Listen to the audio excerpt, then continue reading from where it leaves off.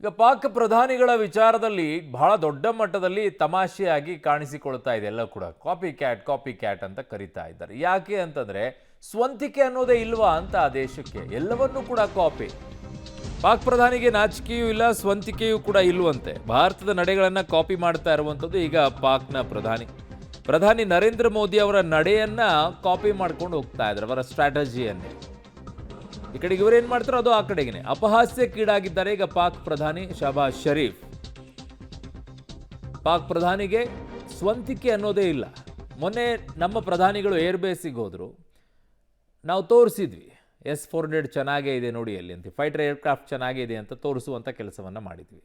ಅದರದ್ದು ನೆಕ್ಸ್ಟ್ ಡೇನೇ ಪಾಕಿಸ್ತಾನದಲ್ಲಿರುವಂಥ ಪ್ರಧಾನಿಗಳು ಹೋಗ್ಬಿಟ್ಟು ನಾವು ತೋರಿಸ್ತೀವಿ ಅಂತೇಳಿ ಹೋದರು. ಎಲ್ಲಿಗೆ ಹೋದ್ರು? ಏರ್ಬೇಸಿಗೆ ಹೋಗಲಿಲ್ಲ, ಯಾವುದೋ ಗುಡ್ಡಗಾಡು ಪ್ರದೇಶದಲ್ಲಿರುವಂಥ ಒಂದು ಜಾಗಕ್ಕೆ ಹೋಗ್ಬಿಟ್ಟು, ಕುರ್ಚಲು ಕಾಡಿರುವಂಥ ಜಾಗಕ್ಕೆ ಹೋಗ್ಬಿಟ್ಟು ಒಂದು ಟ್ಯಾಂಕರಿಗೆಲ್ಲ ಫುಲ್ಲು ಅದರಲ್ಲಿ ಅವನ್ನೆಲ್ಲ ಹುಲ್ಲೆಲ್ಲ ಕಟ್ಟಿ ನಿಲ್ಲಿಸ್ಕೊಂಡು, ಅದು ಟ್ಯಾಂಕರ್ ಏನು ಚೆನ್ನಾಗಿದೆಯೋ ಇಲ್ಲೋ ಗೊತ್ತಿಲ್ಲ, ಹಳೆಯದಕ್ಕೆ ಏನಾದರೂ ಸ್ವಲ್ಪ ಶೃಂಗಾರ ಮಾಡಿದ್ರೆ ಏನೋ, ಅದ್ರ ಮೇಲೆ ಹೋಗಿ ನಿಂತ್ಕೊಂಡ್ಬಿಟ್ಟು ಒಂದು ಶೋ ಕೊಟ್ಟು ಮಾತನಾಡಿ ಬಂದರು.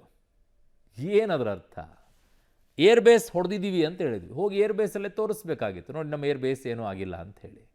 ಆ ಆ ಆ ತಾಕತ್ತನ್ನು ತೋರಿಸ್ತಿಲ್ಲ ಅಲ್ಲಿ ಪಾಕಿಸ್ತಾನ. ಅದ್ರ ಬದಲಾಗಿ ಇನ್ಯಾವುದೋ ಜಾಗಕ್ಕೆ ಹೋಯಿತು.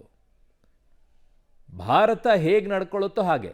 ಆಮೇಲೆ ಭಾರತದ ಪ್ರಧಾನಿಗಳ ಟ್ವೀಟನ್ನು ಹೇಗೆ ಹ್ಯಾಂಡಲ್ ಮಾಡ್ತಾ ಇದ್ದಾರೆ ಈಗ, ಅದೇ ರೀತಿಯಾಗಿ ಅವರು ಕೂಡ ಎಕ್ಸ್ ಖಾತೆಯಲ್ಲಿ ಪೋಸ್ಟನ್ನು ಅವರು ಹಾಗೆ ಮಾಡೋಕ್ಕೆ ಶುರು ಮಾಡಿದ್ದಾರೆ ಈಗ.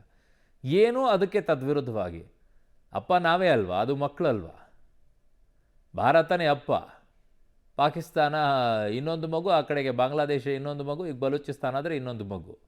ಸೊ ಅಪ್ಪನ ನೋಡಿಬಿಟ್ಟೆ ಕಲಿಬೇಕಲ್ಲ, ಅವೆಲ್ಲ ಅದಕ್ಕೆ ಕಲಿತಾ ಇದ್ದಾರೆ. ಅಲ್ಲಿರುವಂಥ ಪರಿಸ್ಥಿತಿ ಇದು.